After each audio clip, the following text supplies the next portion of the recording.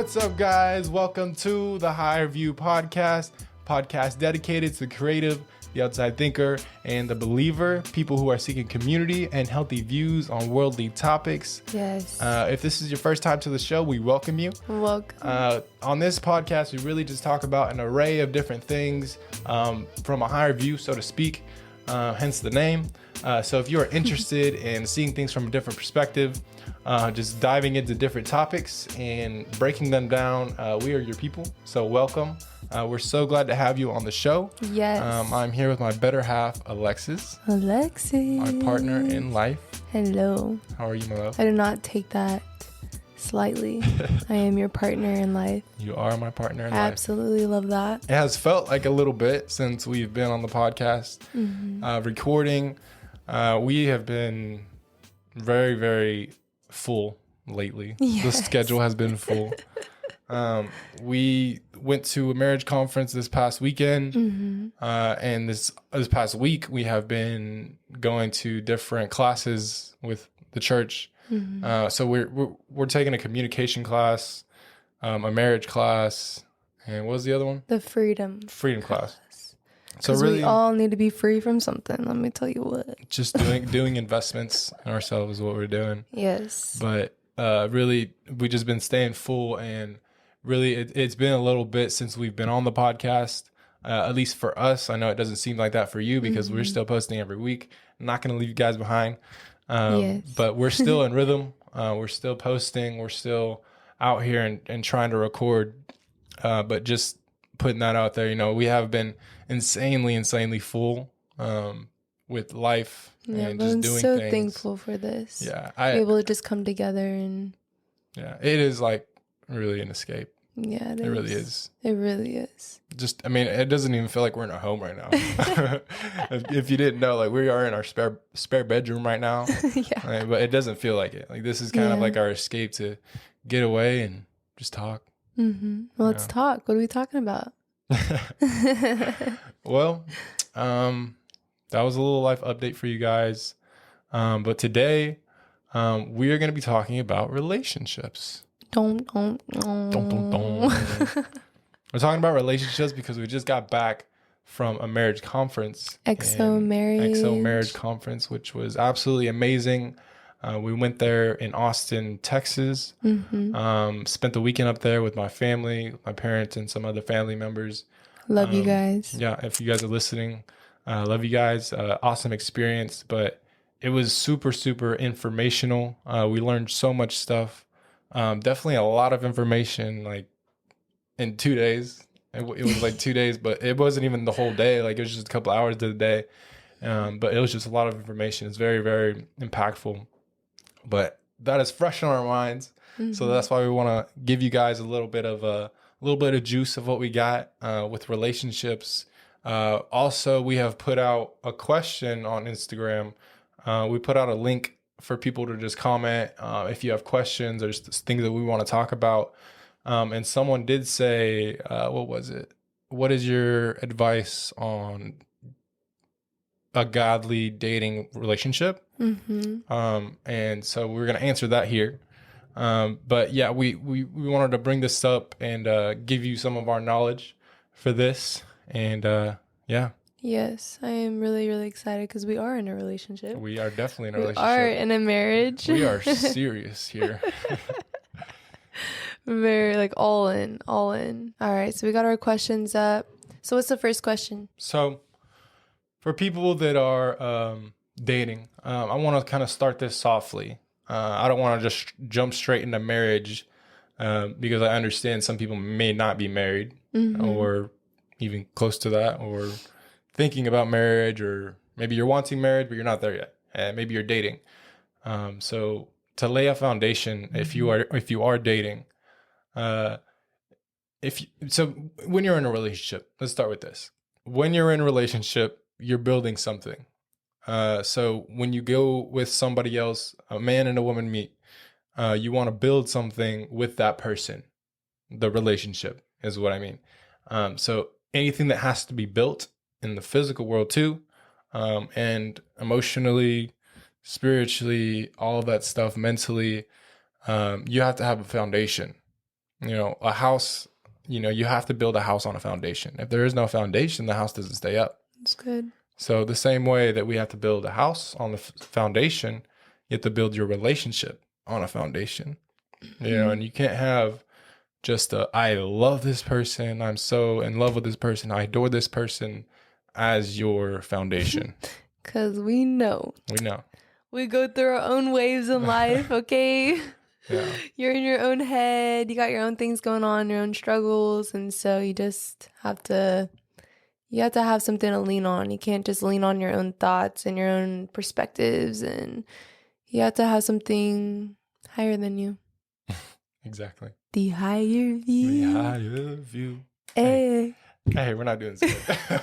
Okay, listen. To build your relationship on a foundation, that relationship, in our opinion, we stand strongly on it. We'll preach it all day. It needs to be built on God. It has to be something that is strong and dependable and something that you can dig into. Your roots can be digged into it. It can't just be off of looks, or it can't just be off of I really like this person. You really have to have a foundation. Yeah. I like that. Like I was saying, somebody did give us a question about relationship, and they wanted some advice on what it looks like setting boundaries in a godly relationship.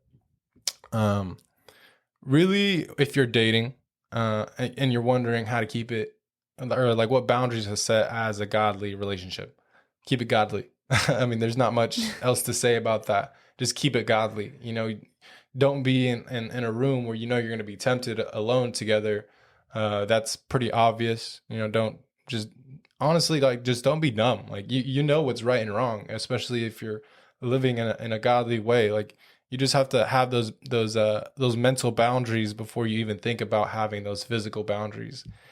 That's good. Yeah, I mean, like, just that should come first. Exactly. I mean, it's you should know. You should know. Like, there's not really anything that's like really strict. Like, don't do this and don't do that. It's really just like having common sense, honestly.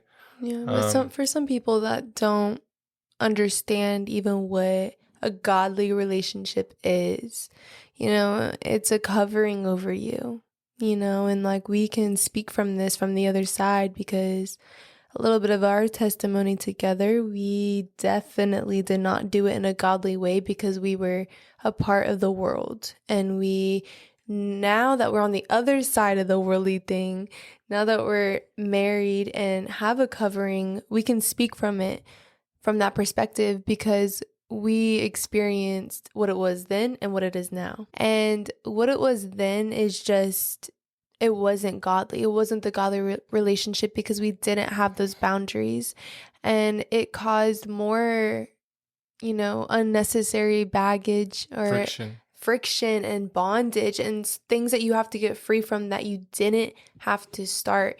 And even if like you did step into this, like there's no condemnation. Like, we're not here saying like, this is so bad. Like, do not do this. Like, what are you doing? Why did you step into this? Like, there is grace. There's something on the other side. You can get, I can get into that. The question, it was also with the question that was submitted, like, what advice do you have for people that are dating? And then you asked, what advice do you have for people that are married? I honestly didn't know how to answer this. It's kind of broad. There's many boundaries that you have in a marriage and in a lot of different areas. So maybe if you could specify that for a little bit. But there is obvious boundaries that you would have, obviously, like not having like close relationship with the opposite sex. Like, that's kind of like a given. But there's also like other ones in other areas that people really wouldn't even think about. But if you could just clarify on that, if you want to get clarification on that, we can definitely let you know. Mm-hmm. Like we said before, we're an open book. We don't mind sharing any of our story. If you are looking into dating, if someone out there is looking into dating, obviously there's always a want as a human to have a person. If you're looking into that field, maybe you're already into that field, I want to get into a little bit of like what it could look like or what it should look like, between a man and between a woman. because they're both completely opposite things, and they both need different needs. They Yeah. have different needs that need to be met, and what we have learned is what works best, and what we've heard from mentors and other people that they've spoken on this. A woman craves love. Yeah. A man craves respect. You know, and once you have that blueprint of how it should go in a relationship, it's almost like a flow. You know, once you have, I'm loving you and she's respecting me. I'm loving you, she's respecting me. I'm loving you, she's respecting me, and it just flows. You know, that's how a relationship builds. Now, given there is like a lot of gray areas between that, like a lot of little details to like give between that, but that's really like the grand aspect of how a relationship between a man and a woman should go and how it flourishes. You know? So what does respect look like for you? Just to explain a little bit about that. So respect, I mean, it almost it kind of goes with like the same thing as love. Mm-hmm. I mean, it's almost the same thing. You know, it's not like I need you to respect me with whatever I say, like a demanding thing. Like that's not what it is. That's not respect. That's control. Yeah. That's not what respect should be. But you respect, you know, as the head. The man is usually the head in a marriage. He should be in a relationship. The leader. The leader. So she should respect my decisions on certain things. You know, like we'll always come together on things and discuss, maybe we should do this, maybe we should do that. But whatever I decide, even if it's going against what you want to do or what you're saying, she should respect that decision because I am the leader, you know, and I have to take fault if we are wrong, then I'm the one that has to go responsible for it. So that's kind of like what the respect aspect can look like. Not in any way should it be controlling. In any way should it be like, nah, you need to respect me because I'm the man. Yeah. You know, that's not how it should be. That ain't cute. Nah, it's a turn off. I would go against that so quick. Let me tell you what. You have. I mean, it's been there. Yeah. Like I used to. And then we like, grow and you learn, you know? I definitely used to be like very. You have to learn. I just didn't know. Yeah. I really didn't know better. And I really like how you said respect and love go hand in hand because it's true. Because when I think about, okay, like, what does it look like for me to be loved? You know, it definitely has the same thing as respect. And it just falls in the same category. Like, you value me, you respect me, and that feels like you love me, you appreciate me and the things that I do, you know, and that shows that you love me. And I mean, it can get in the physical sense too, but we're not really talking to married couples, you know, but Hey, I mean, if you're if married your love and you're language is listening, physical touch. if you're married and you're listening, you know what I'm saying. You know what I'm saying. But for the dating, you definitely want boundaries in that area. You don't want to open up those doors.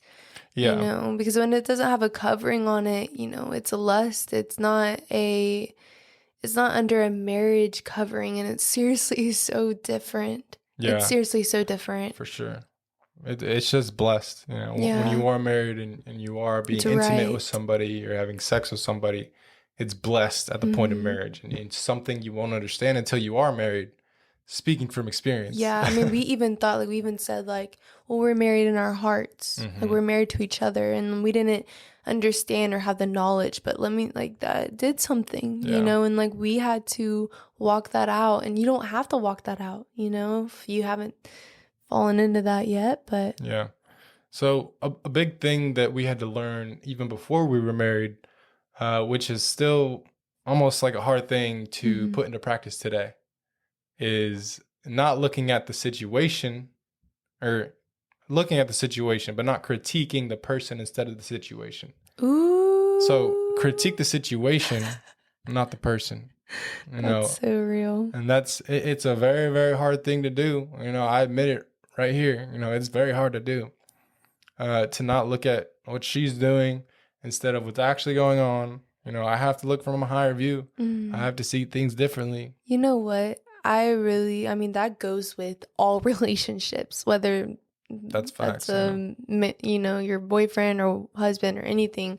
Like, it goes beyond all relationships. Like if you're sitting at a dinner table with a lot of friends or something like that, and you can criticize things or you can judge, but like really look at your heart. Like look at you. Like why are you even looking at things like that? You know, but in what you're talking about, really, I mean, correct me if I'm wrong, please. I don't want to take your words and No, twist you're them good. up, but if you get in an argument Mm-hmm. or something like that, if you get in an argument, you know, I can sit here and be really, really upset about what you did to me. And first of all, that robs my peace, that robs my time. Mm-hmm. And I'm really big on time. That robs my time. And I've been there, done that. Yeah. But I had to just relook at everything like, okay.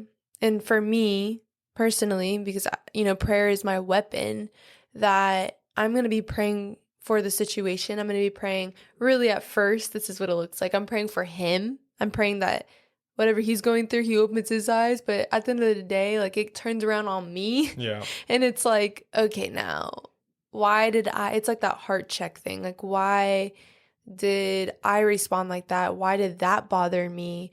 What can I do to change this? Like, you know, it's just breaking it down, like having a heart check. So it's sharpening each other at the same time. Like if you're going through something, look at yourself, you know, how can I change for the better? Mm-hmm. And it's always 1%. Yeah, you have at least 1% in the situation every single time. Every time. Even if it's like you totally messed up, you totally like got angry at the situation, you totally like flipped out. There's still 1% that I could apologize for. Something that we learned at the conference, one of these couples that came up, they were sharing their story about having a bologna sandwich season. And what this means is like your rough patch, you know, having like your rough patch. And we all have one. We all go through one. If you build a relationship with somebody, you all have one. And it really, what it translates to is where you begin. You know, it's not always going to be, or really never. It's never just going to be you're walking into a relationship and it's great. Like, my gosh, like this is the best thing ever. You always have to build off things. You know, there's things that need to be opened and there's things that need to be shut off. But when you definitely do, like get through those little seasons or patches throughout your day, like even tonight when I was cooking dinner, I looked at you and I was just like, I love our life. Like I'm so thankful. And you know, you have those beautiful times and those beautiful moments. You're just like, I love my life. And even if you are single and you're dating and you're going home by yourself, like you can have sparks of you cooking dinner by yourself and enjoying your, you know, singleness and all this stuff. And you just look at your life, you're like, I love my life. Yeah. You know, like you have a blessed life no matter where you're at, you know, so it's really big to recognize that. Yeah. But like with the, with that specifically, like even that thought, that is like it ties to what I'm about to say. Sowing seeds to success. Because when you do have those bologna sandwich seasons, when you're in like a rough patch of a relationship in your life, maybe you're in just a slow season, you should always be sowing seeds to success, you know, to later gain a harvest. And having that mindset or having that thought, that's definitely a seed that you can plant. Because you have that positive mindset, like, oh, I'm just so grateful for what I have. You know, I'm just so grateful for what's going on around me. There's nothing that I need to worry about right now. And just having that mindset, Yeah. you know, that sets you up later for success. You know, and obviously you don't see the big grand aspect in that moment, but later down the road, you know, that's something that you're planting. Yeah, that's literally like you were saying, like planting the seed. You can't see the thing sprouting and it growing right away. Yeah. Like you want to plant the seed in the soil and watch it grow. So start with saying those things. Start with making that next step to, you know, doing your heart check and realizing like, oh, I have unforgiveness, I have bitterness, like whatever it is in a relationship that you have with whoever it is. It's a dating relationship, a parent, a sibling, a friend. Like look within yourself and be real with yourself. Like you know what you're feeling, okay? Let go of the pride, let go of the ego. You know what's going on.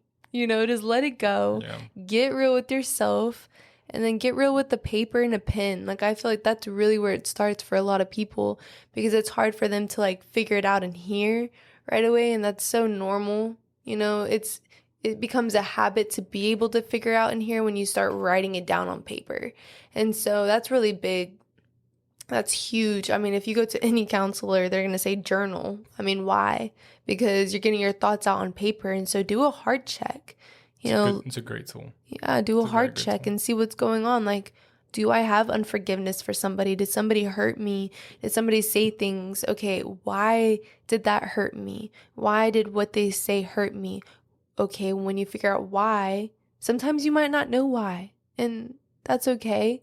But as you're doing the heart check, you're figuring it out as you go. And so I encourage that. That definitely, Yeah. I experienced breakthrough every time I did that. If you just avoid those moments of figuring stuff out like that, or like writing it down and working through it, it's quick fixes create broken families. So, quick fixes, example. You say something to me, I take it the wrong way, and we have an argument about it. Later, we conversate about it, come to nice terms. We don't talk about the root. I don't want to talk about it. It's just how I am. It's just how I was raised, or that's just how I take things. Maybe that's just how I took it. Like, I'm fine. Like, I don't need to talk about it. Quick fixes like that, just to come to even terms, that's a quick fix. And later down the road, what that will create is a broken family. We don't have, when you have a quick fix, it doesn't just disappear. There's not something that just because you ignore it doesn't mean it just goes away. It's not like, I just want to put that away and not think about it, so that's what's going to happen. When you actually do that, when you just leave things to the side and ignore it, it festers and it grows in silence. And later down the road, it's like a cancer. Later down the road, it's going to grow into something even bigger that you never even thought of. And you're just in this place. You're like, how did I get here? Exactly. How did we get here? You just don't realize. Yeah. So that's really important to have those moments of like going into the problems that you can maybe recognize, like writing down the little things, and it just starts with one.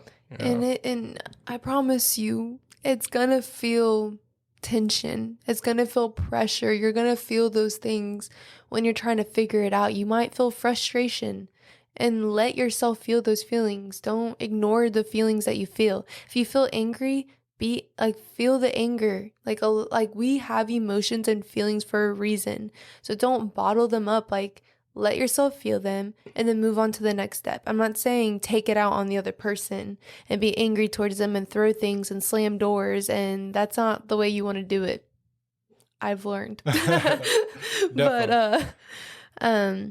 you want to do it the right way, just go by yourself, go to a park, just go to a place, anywhere, your room or something, separate yourself. And even if you're single, like, that's perfect. There you go. You got your whole space for you. If you're single, please enjoy your singleness. Yes. Please enjoy it. Take through it. Go through the healing. Take what we're saying and just live on it, because you enjoy your singleness, my friend. If you're single, you're doing good. Hey, don't get me wrong. Married life is amazing. It is, no doubt. But if you're single, don't want it. Don't want something that you don't have yet. You're single for a reason. Enjoy your season that you're in. Enjoy your single season. I mean, honestly, I can make this as an example. It's the same way when you are married and you already have kids. Like, oh, I'm so excited to be a mom and have a baby. Like, and you see people having babies and you're like, oh my gosh, like, I want that. Like, I want to be a mom, I want to be a baby. But at the same time, yes, that's a beautiful blessing to experience. But it's a beautiful blessing to experience to have that baby or to have that husband. But there's things that come with that husband. There's things that come with that baby. There's responsibilities. There's less, like, you can prioritize your self-care. And I'm really huge on self-care and taking care of yourself, especially when you're married, because you have to be good with you before you can have your 100% for your spouse. But I don't know how that is with the mom, or like is shower times your time to like yeah, I don't know what that looks like. I'm not a mom yet. But as a wife, you have to prioritize yourself. And even for the single people, prioritize yourself. Prioritize your health. Health is like a passion of mine. If you need to go work out, if you need to eat healthy, you need to read, you need to do whatever you need to do for you to be able to go out and be your 100% towards those other relationships you have, go do that. Yeah, for sure. Well, as a married couple, something that's extremely important, and this is something that we learned at the marriage conference. A married couple has to be defiant, not against each other, but with each other. We have to be defiant together. Yeah. And I have the definition of defiant here. Defiant means showing a disposition to challenge, resist, or fight. So what this means, we have to be defiant together, meaning we have to take a stand and we have to technically fight for what we want, for where we want to get, and together, for the things that could hold us back. Like, for example, not wanting to deal with things that come up during a fight, roots from the past that we don't really want to talk about. That's just an excuse. That's just an excuse, and we have to be defiant against that and almost fight against that, because we have to push through that as a couple to get to where we want to get, to be healthy and to be what you would call a naked marriage. Naked mentally, naked physically, obviously, and spiritually, emotionally, all of it. Like, you don't want to hide anything. Yeah, you want to be as clear as possible. And even if you are in the dating season, exactly, be open with that person. Like, I mean, you can strive to get there. Dating, you're probably not going to reach full nakedness while you're dating. That's probably not possible, because you don't want to be having sex before marriage. You don't want to be fully intimate like that while you're dating. But when you're married, it's definitely possible. Yeah. But even like what I'm saying, when you're dating and you can be honest, you don't have to hide things. I mean, like, you only know where your dating relationship is, spiritually and mentally. But if you're on those dates and out eating with them, and you guys have hard conversations, don't hide anything. Yeah. Don't be fearful of what they're going to think. They're meant to be the one. They're going to, look past those things and want to still, have a future with you and get past those things. For sure. Definitely agree with that. And it's a little tough to do that. I mean, you have to put some trust in people. And sometimes it's hard to talk about your past.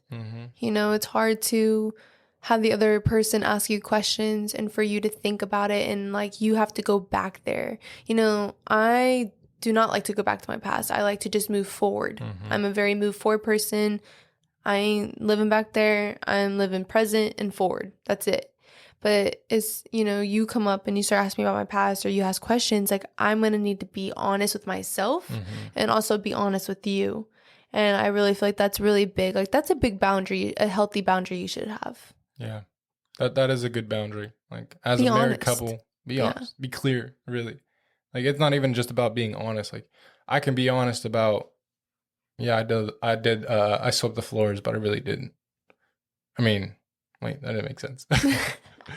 The saying, like, I mean, I mean, that can make sense. Like, I would be not being honest, but to be honest with simple things like that. Like, you tell me to sweep the floors and I sweep the floors, and you ask me later in the day, like, did you sweep the floors? And yeah, I'll be honest. I swept the floors. I did it. I promise. But to be clear, is different. To be clear is, I see you, you see me. Is a different level. It's not just being honest. Yeah, and I feel like that's where the foundation starts, is honesty.